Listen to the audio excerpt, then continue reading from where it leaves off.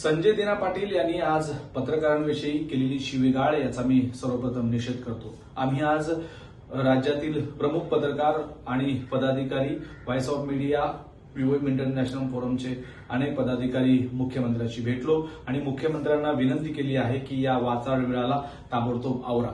असं आहे की महाराष्ट्रामध्ये सध्या राजकीय वातावरण खूप गढूळ झालेलं आहे आणि या गढूळ राजकारणामध्ये जेव्हा पत्रकार आपली बातमीदारी करत जातो तेव्हा त्याला शिव्याची लाखोटी व्हायला जाते।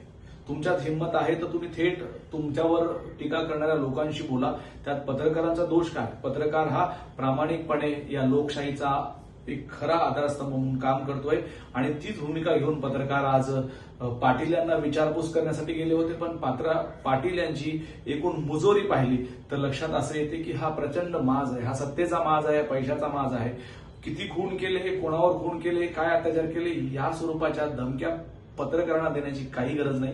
पत्रकार आपल्या पद्धतीनं काम करतायत आणि पत्रकार आपल्या पद्धतीनं काम करत राहतील। लोकशाही वाचवण्याचं काम हे सगळे पत्रकार करतायत आणि पाटील ज्या पद्धतीनं ज्या मुजोरीतून बोलतायत त्या पाटलाचा निषेध करावा तेवढा कमी आहे। आम्ही आज मुख्यमंत्र्याला भेटलो, त्यांना विनंती करून निवेदन दिलेलं आहे।